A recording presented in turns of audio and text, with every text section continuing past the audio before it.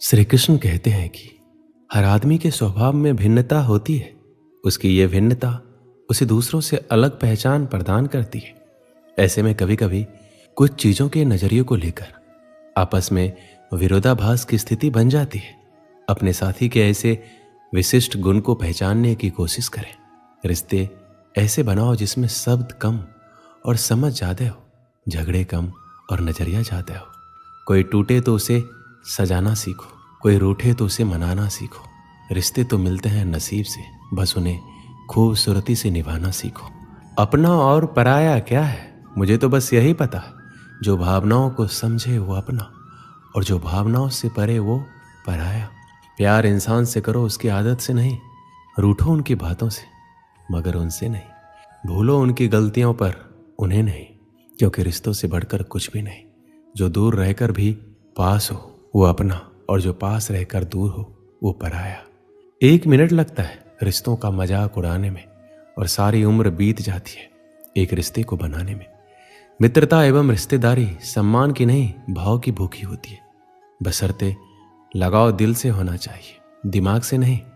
दुनिया का सबसे बेहतरीन रिश्ता वही होता है जहां एक हल्की सी मुस्कुराहट और छोटी सी माफी से जिंदगी दोबारा पहले जैसे हो जाती है। सख्त हाथों से भी फिसल जाती है कभी नाजुक उंगलियां। रिश्ते जोर से नहीं, प्यार मोहब्बत से पकड़े जाते हैं। रिश्ते कभी जिंदगी के साथ साथ नहीं चलते। रिश्ते एक बार बनते हैं और फिर जिंदगी रिश्तों के साथ साथ चलती है। रिश्तों में अपनेपन की भावना के खातिर ही व्यक्ति एक दूसरे पर मर मिटने तक को तैयार हो जाते हैं। एक माँ के अंदर प्रारंभ से ही अपने बच्चे के प्रति बेहद अपनेपन की भावना कायम हो जाती है। उसे अपना बच्चा सारी दुनिया से प्रिय एवं सुंदर लगता है। करीबी रिश्तेदारों से व्यक्ति अक्सर अपने मन की वो सभी बातें करते हैं जिन्हें वो अन्य व्यक्तियों से नहीं कर सकते। रिश्तेदार और परिवार व्यक्ति के बुरे समय में साथ खड़े होते हैं। ऐसे में एक अकेले व्यक्ति की पीड़ा पूरे परिवार और रिश्तेदारों की पीड़ा बन जाती है। वो एकजुट होकर मुसीबत से लड़ते हैं और मुसीबत को दूर भगाकर कामयाबी पाते हैं। खुशियों की तलाश में हम इधर से उधर भागते रहते हैं। खुशियों की तलाश में हम कभी लोगों का पीछा करते हैं और फिर कभी चीजों का। हमारी पसंद नापसंद, लालच और कई सुविधाओं की चाह भी हमारी खुशियों के रास्ते में आते रहती है, और हम टेढ़े मेढ़े रास्तों पर दौड़ते रहते हैं।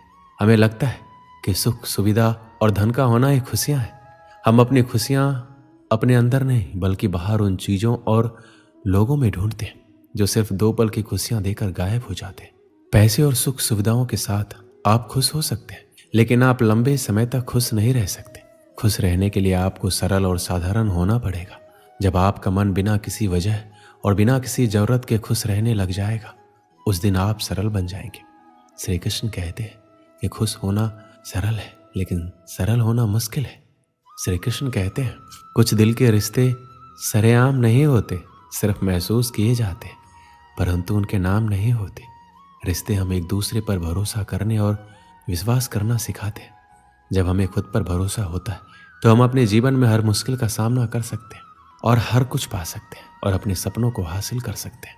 हमारे रिश्तों को याद रखना महत्वपूर्ण है, क्योंकि वो हमें जोड़े रखते हैं और हमें अलग होने से रोकते हैं। किसी भी रिश्ते में, जैसे कि आपकी बहन, भाई, माता पिता और रिश्तेदारों के साथ, रिश्तों को मजबूत बनाना चाहिए। हमें हर दम एकजुट रहना चाहिए ताकि हम मुश्किल हालात में हार ना माने। एक रिश्ते में दुनिया आती जाती रहती है, फिर भी दोस्ती दिलों को मिला देती है। वो दोस्ती ही क्या जिसमें नाराजगी ना हो, पर सच्ची दोस्ती दोस्तों को मना ही लेती है। अंत का जश्न मनाए, क्योंकि वो नई शुरुआत से पहले होते हैं। ये एक अच्छा संकेत है। टूटे हुए दिल का होना, इसका मतलब है कि हमने किसी चीज के लिए प्रयास किया है। यदि यह तुम्हें नष्ट कर रहा है तो ये प्रेम नहीं है। ये खराब रिश्ता आपको उस समय की तुलना में अधिक अकेलापन महसूस कराएगा जब आप अकेले थे। रिश्ते खून के नहीं होते, रिश्ते एहसास के होते हैं। अगर एहसास हो तो अजनबी भी अपने होते हैं, और अगर एहसास ना हो तो अपने भी अजनबी हो जाते हैं। केवल उन पर भरोसा करें जो आप में निम्न 3 बातें देख सकें: आपके हंसी के पीछे का दर्द, आपके गुस्से के पीछे का प्यार, आपके खामोशी के पीछे का कारण। रिश्ते कांच की तरह होते हैं, टूट जाए तो चुभते हैं। इन्हें संभाल कर हथेली पर सजाना, क्योंकि इन्हें टूटने में 1 पल और बनाने में बरसों लग जाते हैं। कोशिश करो कि कोई तुमसे ना रूठे, जिंदगी में अपनों का साथ ना छूटे। रिश्ता कोई भी हो उसे ऐसे निभाओ कि उस रिश्ते की डोर जिंदगी भर ना टूटे। रिश्ते हमेशा तितली जैसे होते हैं, जोर से पकड़ो तो मर जाते हैं, छोड़ दो तो उड़ जाते हैं, अगर प्यार से पकड़ो तो अपना रंग छोड़ जाते हैं। किसी भी रिश्ते को तोड़ने से पहले एक बार अपने आप से जरूर पूछना कि आज तक उस रिश्ते को क्यों निभा रहे थे। किसी भी मोड़ पर अगर हम बुरा लगे तो जमाने को बताने से पहले एक बार हमें जरूर बता देना। पूरी दुनिया की सबसे खूबसूरत जोड़ी मुस्कुराहट और आंसू है। इन दोनों का मिलना मुश्किल है, लेकिन जब ये दोनों मिलते हैं तो वो पल सबसे खूबसूरत होता है। अग्नि क्या करती है? जलाती है, फिर चाहे वो लकड़ी हो, कोयला हो, वस्त्र हो या जो भी आप अग्नि में डालोगे वो भस्म हो जाएगा। किंतु सोना, यदि आप सोने को अग्नि में डालोगे तो वो कुंदन बनकर अपना अस्तित्व निखार लेता है। यदि आप लोहे की ताप दो तो वो फौलाद बन जाता है। क्यों होता है ऐसा? क्योंकि उनके भीतर की अग्नि उनको जलाने वाली अग्नि से अधिक तीक्ष्ण होती है। ये अग्नि है पवित्रता की। यदि आपका निश्चय दृढ़ है, आपके विचार पावन है तो कुंदन बनकर निकलेगा, फौलाद बनकर निखरोगे, भीतर से बल पाओगे और कोई आपके साथ अनिष्ट नहीं कर पाएगा। नदी का जल मीठा होता है, सागर का जल खारा और किसी नाले का जल दुर्गंध से भरा। क्यों? नदी का जल मीठा होता है क्योंकि वो सबको जल देती है। सागर जल लेता है इसलिए खारा होता है और नाला उसका बहना रुक जाता है और इसी कारण से वो दुर्गंधपूर्ण हो जाता है, किसी काम का नहीं रहता। हमारे जीवन में कुछ ऐसा ही होता है। यदि नदी की भांति जीवन में कुछ देना सीखो तो जीवन में मिठास बनी रहेगी। यदि सागर की भांति बांटने के स्थान पर केवल संचय करते रहो तो मन में खटास बढ़ती रहेगी। और यदि नाले की भांति बहना छोड़ दो, कर्म करना छोड़ दो तो किसी काम के नहीं रहोगे। इसलिए बिना किसी विराम के कर्म करते रहो और जो कुछ भी आपके पास है उसे बांटना सीखो। एकलव्य एक निषाद बालक था। वह धनुर्विद्या में प्रवीण होना चाहता था। इसके लिए गुरु द्रोणाचार्य से धनुर्विद्या की शिक्षा प्राप्त करना चाहता था। एक दिन वह गुरु द्रोणाचार्य के पास पहुंचा और अपना शिष्य बना लेने का निवेदन किया। गुरु द्रोण केवल क्षत्रिय राजकुमारों को ही धनुर्विद्या सिखाते थे, इसलिए उन्होंने एकलव्य को धनुर्विद्या सिखाने से मना कर दिया। एकलव्य लौट गया। गुरु द्रोण के द्वारा मना कर देने पर भी उसने धनुर्विद्या को पूरे लगन से सीखने का प्रयास किया। उसने मिट्टी से गुरु द्रोण की प्रतिमा का निर्माण किया और उसे अपना गुरु मानकर धनुर्विद्या का अभ्यास करने लगा। गुरु द्रोण पांडु पुत्र कौरव को धनुर्विद्या की शिक्षा दे रहे थे। एक दिन वो पांचों पांडवों को लेकर जंगल में गए। एक कुत्ता भी उसके साथ था। जंगल में जाकर कुत्ता भौंकते हुए एकलव्य के आश्रम में घुस गया। एकलव्य उस समय गुरु द्रोण की प्रतिमा के सामने धनुर्विद्या का अभ्यास कर रहा था। कुत्ते का भौंकना उसका ध्यान भंग करने लगा। उसने बाणों से कुत्ते का मुंह इस प्रकार बंद कर दिया कि कुत्ते को कोई चोट भी नहीं आई। कुत्ता जब गुरु द्रोण और पांडवों के पास पहुंचा तो उसको देखकर दंग रह गए। वो उसके साथ एकलव्य के आश्रम में पहुंचे और उसे गुरु द्रोण की प्रतिमा के सामने धनुर्विद्या का अभ्यास करता हुआ पाया।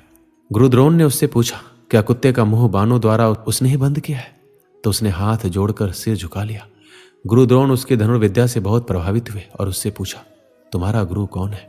एकलव्य ने गुरु द्रोण का नाम लिया। गुरु द्रोण चकित रह गए।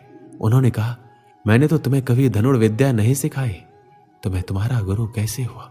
एकलव्य ने उन्हें बताया कि वह निषाद पुत्र है, इसलिए गुरु द्रोण ने उसे धनुर्विद्या की शिक्षा देने से मना कर दिया था। लेकिन वह निराश नहीं हुआ और गुरु द्रोण की प्रतिमा को गुरु मानकर अभ्यास करने लगा। इसलिए उसके गुरु द्रोण ही है और जो कुछ भी सीखा है उनके ही सानिध्य में सीखा है। गुरु द्रोण एकलव्य की लगन देखकर प्रभावित हुए, किंतु वो जान गए कि एकलव्य एक महान धनुर्धर है। वह अर्जुन से भी श्रेष्ठ है और गुरु द्रोण अर्जुन को सर्वश्रेष्ठ धनुर्धर बनाने का वचन दे चुके थे। इसलिए उन्होंने एकलव्य से कहा, तुम्हारे अनुसार मैं तुम्हारा गुरु हूं, तो तुम्हें मुझे गुरु दक्षिणा देनी चाहिए। एकलव्य ने कहा, गुरुवर आप जो कहें, मैं गुरु दक्षिणा देने को तैयार हूं। गुरु द्रोण ने गुरु दक्षिणा में एकलव्य से उसका अंगूठा मांग लिया। किसी भी धनुर्धर के लिए अंगूठा अत्यंत महत्वपूर्ण होता है। उसकी ही सहायता से वह धनुष बाण चला पाता है। गुरु द्रोण के अंगूठा मांगने के पीछे की मंशा ये थी कि एकलव्य अर्जुन से अच्छा धनुर्धर ना बन पाए। एकलव्य ने एक क्षण भी नहीं सोचा और अपना अंगूठा काटकर गुरु द्रोण को समर्पित कर दिया। उसके बाद वह बिना अंगूठे के ही धनुर्विद्या का अभ्यास करने लगा और उसमें भी निपुण हो गया। इस कहानी से हमें यही सीख मिलती है कि समर्पण, लगन और दृढ़ निश्चय किसी भी परिस्थिति में सफलता प्राप्त करने के महत्वपूर्ण तत्व होते हैं। जब हम किसी लक्ष्य की ओर बढ़ते हैं तो समर्पण हमारे मन और शरीर को एक मानसिकता में लाता है, जिससे हम विफलता के डर से मुक्त होते हैं और हमारी ऊर्जा एकजुट होती है। लेकिन ये दर्शाती है कि हमें अपने लक्ष्य की प्राप्ति के लिए अपनी सारी मेहनत और उम्मीद लगानी चाहिए। यदि हम सिर्फ अपने लक्ष्य की ओर सिर ही फेर देते हैं तो हमारे सपने कभी हकीकत नहीं बन सकते। इसके साथ ही दृढ़ निश्चय भी महत्वपूर्ण होता है। जब हम दृढ़ निश्चय से काम करते हैं तो हमारी संघर्षपूर्ण शक्ति बढ़ती है और हम किसी भी मुश्किल से निराश नहीं होते। जीवन में सफलता पाने के लिए समर्पण, लगन और दृढ़ निश्चय के साथ मेहनत करना आवश्यक होता है, चाहे हमारा लक्ष्य कितना भी मुश्किल क्यों ना हो। दोस्तों, इस वीडियो में बस इतना ही। मिलते हैं अगली वीडियो में। अपना ख्याल रखिएगा। जय श्री कृष्ण।